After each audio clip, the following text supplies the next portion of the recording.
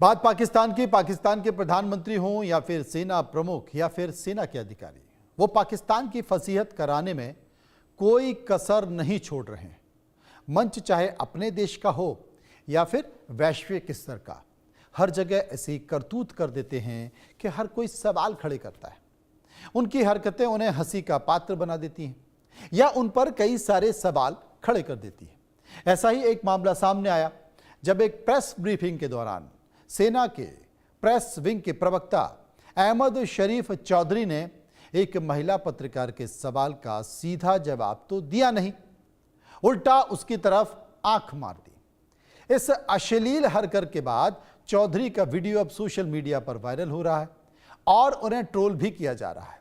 उनकी यह हरकत ना सिर्फ पाकिस्तान को शर्मसार करने वाली है, बल्कि महिला पत्रकारों के सम्मान पर भी सवाल खड़ा कर रही है। एक सवाल यह भी है कि पिछले कुछ सालों में पाकिस्तानी मीडिया में महिला पत्रकारों की तादाद लगातार गिरती जा रही है। जो तादाद आज से करीब 5 साल पहले 16% से ऊपर थी, वो घटकर 4% रह गई है। तो क्या पाकिस्तान में महिलाएं पत्रकार बनना नहीं चाहती? अगर बनती भी हैं तो उन्हें सवाल करने का हक नहीं होता। अगर सवाल करने का हक है तो उन्हें अश्लीलता झेलनी पड़ती है। शायद यही वजह है कि पाकिस्तानी टीवी चैनल्स में महिला पत्रकारों की संख्या काफ़ी कम है या ना के बराबर है। अब ऐसा है या नहीं, इस पर हम चर्चा करने की कोशिश करेंगे। हमारे साथ आइनी खान जो कि पाकिस्तानी पत्रकार हैं वो जुड़ेंगी। संजीव श्रीवास्तव विदेशी मामलों के जानकार मेरे साथ मौजूद हैं। संजीव साहब, अब क्या कहा जाए, क्योंकि सेना के एक बड़े अधिकारी या कहें कि पूरी सेना के प्रवक्ता जब प्रेस कॉन्फ्रेंस कर रहे होते हैं और महिला पत्रकार सवाल पूछ रही होती है तो वो जवाब देने की जगह आंखें मार देते हैं। हम इस पर क्या कहें? शर्मनाक है। बिल्कुल, ये शर्मनाक है, निंदाजनक है, निराशाजनक है। और जाहिर है कि पाकिस्तान की सेना अपने इसी तरीके के व्यवहार के लिए कुख्यात है, नोटोरियस है।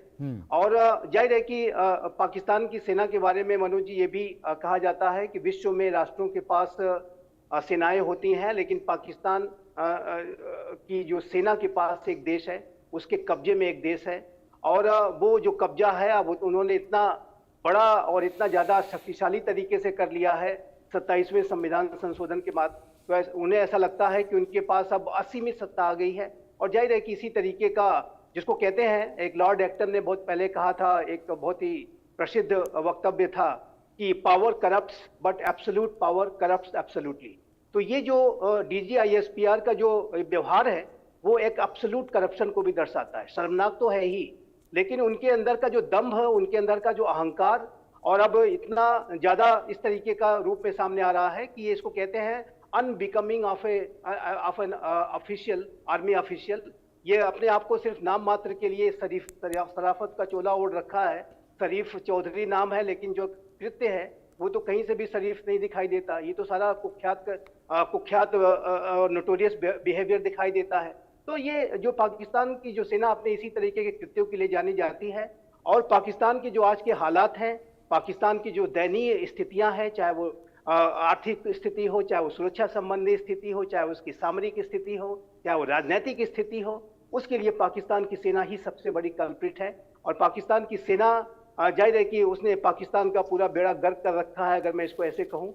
और वो जो पाकिस्तान के कब्जे में, सेना के कब्जे में ये जो राष्ट्र है, उसका जो कब्जा है और अधिक बढ़ता ही जा रहा है। तो अल्टीमेटली इसका खामियाजा सभी को भुगतना पड़ रहा है। पत्रकार भी वहां पर बिल्कुल सुरक्षित नहीं है। जैसा कि आपने बताया कि महिला पत्रकारों की संख्या मात्र 4% रह गई है। और हमने ये भी देखा है कि जब कभी भी कोई पत्रकार सेना के खिलाफ कुछ बोलना की कोशिश करता है तो डिसअपीयर हो जाता है। और कई पत्रकारों की हत्याएं कर दी गई। और कई पत्रकार तो जब विदेशों में भी जाके अगर शरण ले लेते हैं तो उन विदेशों में भी यहाँ ISI के और सेना के जो एजेंट्स जा करके उनको टारगेट कर लेते हैं। तो ये जो पूरी स्थितियां हैं, ये पाकिस्तान के अंधकार में भविष्य की तरफ स्पष्ट रूप से संकेत करती है। मनोज जी, अभी आज ये भी रिपोर्ट हमने देखी कि अब पाकिस्तान के ये जो आपाधापी में परिवर्तन कर रहे जो सेना के जनरल्स हैं, वो पाकिस्तान के में अब 12 प्रोविंसेस बनाना चाहते हैं। जो भी उनके 4 सूबे हैं, सबको छोटे छोटे भागों में बांट करके, और ये जो प्रोविंशियल जो उसको फिर से रीऑर्गेनाइजेशन का एक चोला ओढ़ करके वो अपने कुकृत्यों को अगर छुपाने की कोशिश करेंगे तो ऐसा नहीं होने वाला। और मैं अंत में एक बात आपके सवाल के जवाब में अवश्य कहूंगा जी। कि पाकिस्तान की सेना के इन जनरल्स को यदि इस बात को उनके अंदर ये सेंस अभी भी बना हुआ है कि उन्हें कोई टच नहीं कर सकता, उनकी स्किन्स को कोई कुछ नहीं कर सकता, तो वो दिन बीत चुके हैं।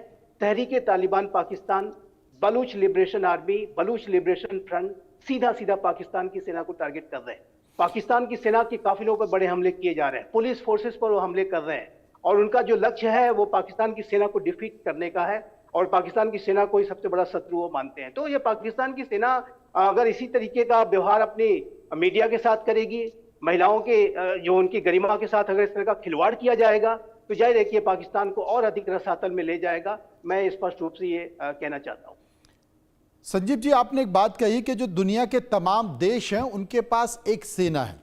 पाकिस्तान की सेना ऐसे है, उनके पास पाकिस्तान देश है, और यही कारण है कि पाकिस्तान की सरकार, पाकिस्तान के प्रधानमंत्री पाकिस्तान की सेना से इतना ज़्यादा डरते हैं कि कब वो सत्ता पलट कर दे, कब वो कू कर दे, कुछ कहा नहीं जा सकता।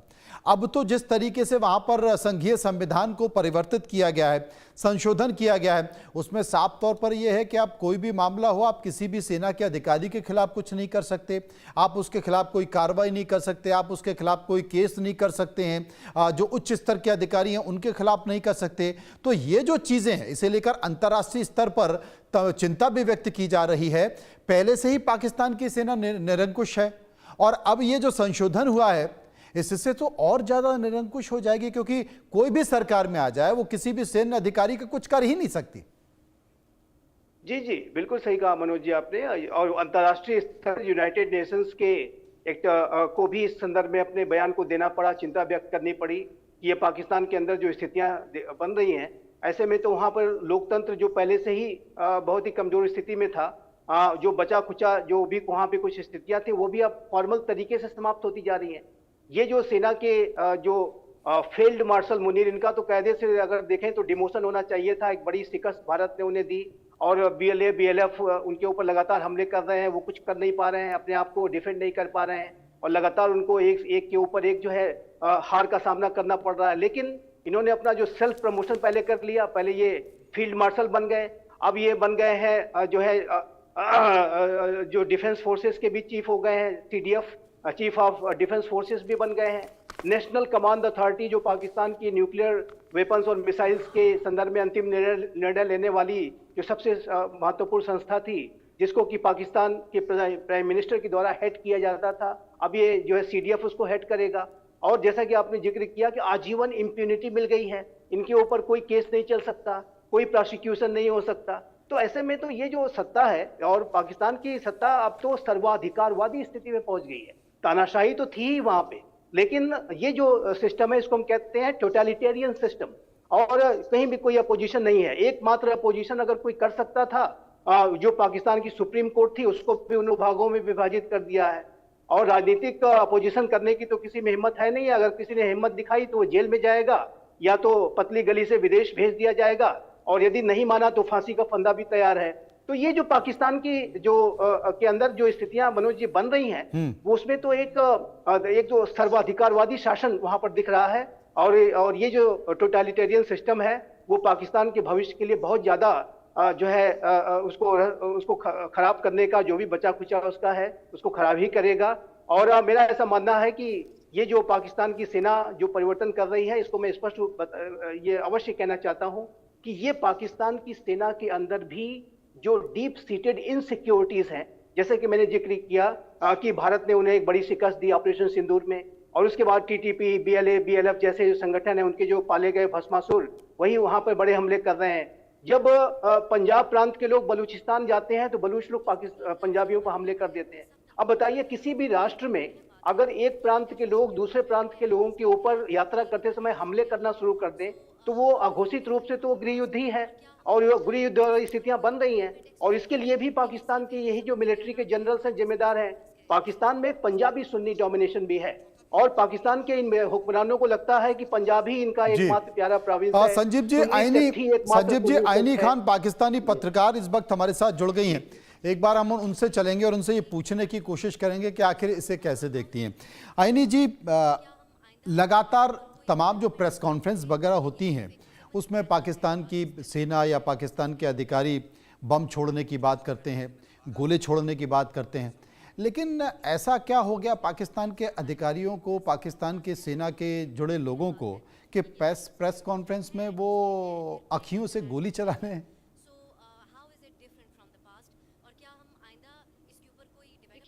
Thank you so much for having me in your show. अगर तो आप रिसेंटली DGISPR की प्रेस कॉन्फ्रेंस की बात कर रहे हैं तो कुछ लैंग्वेज उसके अंदर ठीक नहीं थी। मैं भी बीइंग अ पाकिस्तानी मैं उससे इख्तलाफ करूंगी कि एक यूनिफॉर्म पर्सन को उस तरह की लैंग्वेज यूज नहीं करनी चाहिए, लेकिन ये भी देखना है कि किसके अगेंस्ट वो लैंग्वेज यूज की गई है। पाकिस्तान तहरीक इंसाफ की अगर हिस्ट्री उठा के देखें तो उन्होंने जिस तरह 9 मई के अंदर मिलिट्री इंस्टॉलेशन के ऊपर जिस तरह उनकी तरफ से हमले किए गए, जिस तरह बार बार इमरान खान का जो पर्सनल ट्विटर अकाउंट है उस पे जो हमारे चीफ ऑफ आर्मी स्टाफ है उनके लिए जो लैंग्वेज यूज की गई है, तो उसका रिस्पांस इसी तरह का सामने आना चाहिए था। थोड़ा अग्रेसिव था, थोड़ा मैं कह सकती हूँ कि अल्फाज का चुनाव ठीक नहीं था, लेकिन जवाब इसी तरह का आना चाहिए था। एक्सपेक्ट किया जा रहा था कि इसी तरह का जवाब उनको मिलेगा एक खास पॉलिटिकल पार्टी के लिए जो कि पाकिस्तान के अंदर पिछले कई अरसे से क्योंकि मैं इंडियन चैनल पे बैठी हुई हूँ तो मैं आपको जरूर कोट करूंगी कि जिस तरह आपके सोशल मीडिया हाईलाइट करता है इमरान खान के ट्वीट्स को, उनके जो सोशल मीडिया जितने मैसेजेस हैं, तो इंडिया में उसको ज्यादा हाईलाइट किया जाता है, या बाकी हमारी जितनी एनिमीज कंट्री है वहां पे उनको ज्यादा प्रमोशन मिलती है। तो इस तरह का जवाब एक्सपेक्टेड था DGISPR की तरफ से। लैंग्वेज के ऊपर मैं बात करूंगी कि थोड़ा सा लैंग्वेज हार्श इस्तेमाल की गई थी, थोड़ा प्यार से भी बात की जा सकती थी। नहीं, असल में आपने भारतीय फिल्में तो पाकिस्तान में बहुत देखी जाती हैं, उसमें एक गाना बहुत पुराने टाइम पे गोविंदा की फिल्म में था, आँखियों से गोली मारे। तो मुझे लगता है कि शायद पाकिस्तान की सेना कुछ इसका प्रयास कर रही है कि आंखों से गोली चला दी जाए, ऐसे मार दिया जाए। तो कुछ प्रैक्टिस तो नहीं कर रहे थे वो? नहीं, देखिए, आंखों से गोली नहीं, वो एक नॉर्मल इंसान भी है, वो यूनिफॉर्म पर्सन तो है ही, लेकिन वो एक आम इंसान भी है। जिस तरह हम आम लैंग्वेज में बात करते हैं किससे तो आंख शाख मारी जाती है, वो एक नॉर्मल बात है। लेकिन वही बात आ जाती है जब यूनिफॉर्म में एक शख्स इस तरह की हरकत करता है या इस तरह का अमल उससे हो जाता है तो उसको ज्यादा हाईलाइट कर दिया जाता है, वरना ये नॉर्मल बात है। अच्छा आइनी, एक बात हम पूछ रहे थे, अभी इस बात का जिक्र कर रहे थे, कुछ डेटा के जरिए हम बताने की कोशिश कर रहे थे कि एक समय था जब पाकिस्तान में जो फीमेल जर्नलिस्ट हैं, महिला पत्रकार हैं, उनकी संख्या बहुत ज़्यादा थी, दिन ब दिन वो घटती जा रही है। इसके पीछे का कारण क्या है?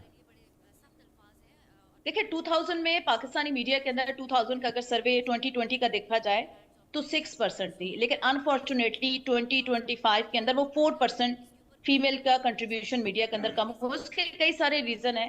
एक तो क्योंकि हम एशिया में रहते हैं, इंडिया भी एशिया में है, मेल डोमिनेटिंग सोसाइटी। नहीं, पर हमारे यहाँ तो बढ़ रही है आइनी, हमारे यहाँ तो लगातार बढ़ रही है।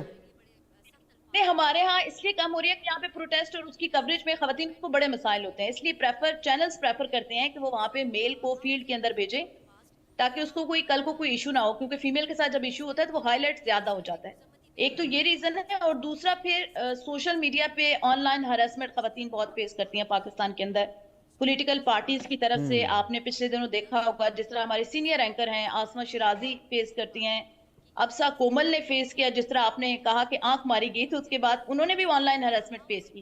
तो ये भी एक फैक्टर है कि पाकिस्तान के अंदर फीमेल्स को वो एनवायरनमेंट मीडिया के अंदर नहीं दिया जा रहा कि वो सेफली अपनी ड्यूटीज जो है वो परफॉर्म कर सके। तो ये रीजंस हैं पाकिस्तान के अंदर अनफॉर्चुनेटली। बड़ी अजीब सी स्थिति, चूंकि आप भी जर्नलिस्ट हैं। पाकिस्तान के पूर्व प्रधानमंत्री जेल में बैठकर कहते हैं कि साहब मेरे साथ कुकर्म हो गया, मतलब कुछ गलत हरकत हो गई। आपको नहीं लगता है कि मतलब पत्रकारिता नहीं कर पा रहे हैं, महिलाएं जर्नलिज्म छोड़ रही हैं, पूर्व प्रधानमंत्री के साथ गलत हरकत हो जाती है जेल के अंदर, ये हो क्या रहा है पाकिस्तान में? देखिए, प्रधान इमरान खान की बातों को तो मैं सीरियस नहीं लेती हूँ। I don't have a good words for Imran Khan. अच्छा, जिस तरह उनकी गवर्नमेंट के अंदर मीडिया के ऊपर पाबंदियां लगाई गई, पाकिस्तान की किसी पॉलिटिकल पार्टी की तरफ से इतनी सख्ती नहीं की गई जितनी इमरान खान साहब ने की। और इससे पहले 2018 में जिस तरह नवाज शरीफ को बंद किया गया इमरान खान की तरफ से, फिर उससे पहले पाकिस्तान पीपल्स पार्टी जरदारी साहब ने भी ये सारी चीजें फेस की हैं। तो पाकिस्तान में फेस चलते रहते हैं, एक पॉलिटिकल पार्टी का अगर अंदर है तो दूसरा बाहर होगा। लेकिन पीटीआई के लिए हमदर्दियां इस वक्त इसलिए नहीं सामने आ रही कि जब उनका टेन्योर था, जब वो हुकूमत के अंदर थे, उन्होंने मीडिया के लिए कोई खास काम नहीं किया। और हरासमेंट में भी फीमेल जर्नलिस्ट को हरास करने में इमरान खान सबसे आगे थे। इवन की उनकी जो मीटिंग्स होती थी जो पार्लियामेंट्री मीटिंग्स होती थी उसमें खवातीन जर्नलिस्ट को नाम दिए जाते थे कि ये फलां औरत है, इसका अपना कसूर है। जिस तरह फरीदा फारूकी के बारे में इमरान खान ने कहा कि वो इस तरह के कपड़े पहनकर जाएंगी तो उनको हरास तो किया जाएगा। तो मीडिया की तरफ से इमरान खान के लिए तो कोई हमदर्दी नहीं है। बाकी वो जेल में बिल्कुल ठीक है, उनकी बहन की भी मीटिंग उनसे हुई है, फैमिली वालों की भी हुई है, तो वो बिल्कुल सेहतमंद है। ये तमाम सारी बातों के बीच, क्योंकि संजीव जी भी इस बात का जिक्र कर रहे थे, विदेशी मामलों के जानकार हैं, पाकिस्तान के मसाइल की बात आपने की, लेकिन क्या आपको लगता है जिस तरीके से बलूचिस्तान, पीओके और खैबर पख्तूनख्वा के जो हालत हैं, पाकिस्तान एक अजीब से दौर से गुजर रहा है और आने वाले समय में क्या पाकिस्तान के लिए पाकिस्तान को एक बड़ी कीमत चुकानी पड़ सकती है? देखिए, पाकिस्तान खैबर पख्तूनख्वा के अंदर तो हमारा पड़ोसी मुल्क है अफगानिस्तान, वहां से इंटरफेरेंस होती रहती है। अभी बहुत हद तक कोशिश की गई उसको कंट्रोल करने की। हमने उनके साथ सालसी का किरदार भी कतर ने किया, मुआहदे भी हुए उनके साथ, लेकिन अभी तक उनकी तरफ से पॉजिटिव रिस्पॉन्स नहीं आ रहा। बॉर्डर, हमारे पास इतने फंड्स नहीं है टू बी ऑनेस्ट कि हम पूरे बॉर्डर को फेंस कर दें। इसका बारहा जिक्र हमारी मिलिट्री लीडरशिप भी कर चुकी है कि इतना फंड नहीं है कि हम उसको प्रॉपर सिक्योर कर सकें। हम बात ही कर सकते हैं अफगानिस्तान के साथ कि वो दहशतगर्द अब भेजना पाकिस्तान में बंद करें। लेकिन मुझसे पहले जो आपके गेस्ट थे, मैं सॉरी उनका नाम नहीं पढ़ पा रही हूँ, हिंदी में है, उन्होंने बलूचिस्तान का खास तौर पे जिक्र किया। तो सर, मैं लास्ट मंथ बलूचिस्तान से वापस आई हूँ, मैं एक पंजाबी हूँ, वहां पे मुझे वेलकम किया गया, मैंने वहां पे फ्रीली मैंने मूव किया। तो ऐसा नहीं है कि बलूचिस्तान पंजाबियों के लिए सेफ नहीं है या पाकिस्तान में बलोच पंजाब का इशू है। BLA या BRA एक फैक्ट है, वो हकीकत है, वहां पे एग्जिस्ट करते हैं, लेकिन वो एक टेररिस्ट ऑर्गेनाइजेशन है। दहशतगर्द तंजीमों से आप और क्या तवक्को कर सकते हैं कि वो इलाके को बेहतर करेंगी? उनकी तरफ से तो टेरर फैलाया जाएगा। तो एक आध इंसिडेंट इस तरह आ जाते हैं जहाँ पे पंजाबी मजदूरों को मारा जाता है, जहाँ पे हमारी शिया कम्युनिटी का कत्लेआम किया जाता है, तो इस तरह के इंसिडेंट सामने आते हैं। ओवरऑल बलूचिस्तान में इस वक्त सिचुएशन जो है वो काफी स्टेबल है और कोशिश भी की जा रही है कि बलूचिस्तान को मजीद स्ट्रॉन्ग किया जाए। वहाँ पे मिनरल्स है, हमारा अमेरिका के साथ भी अभी एग्रीमेंट चल रहा है वहाँ पे मिनरल्स के हवाले से। केपी के अंदर इशू सामने आ रहे हैं और वो उसका मेन रीजन है अफगानिस्तान, लेकिन वहां भी अभी बातचीत की जा रही है, लेकिन अभी तक उसका कोई पॉजिटिव रिजल्ट सामने नहीं कोई रिजल्ट नहीं आएगा। उम्मीद करते हैं, देखते हैं क्या रिजल्ट आएगा। लेकिन हमने अब ये चर्चा आज इसलिए रखी थी कि मुझे लगा पाकिस्तान कोई नया हथियार टेस्ट कर रहा है अपनी आंखों के जरिए, बाकी अखियों से गोली मारने का कोई प्लान कर रहा, मजाक कर रहे थे। लेकिन एक चर्चा ये बहुत थी तो हमने कहा इस पर चर्चा कर ली जाए और आपकी राय ली जाए। बहुत बहुत शुक्रिया हम आपका करेंगे, शुक्रिया हम संजीव जी का भी करेंगे जो विस्तार से इस पूरे मामले पर चर्चा कर रहे थे। फिलहाल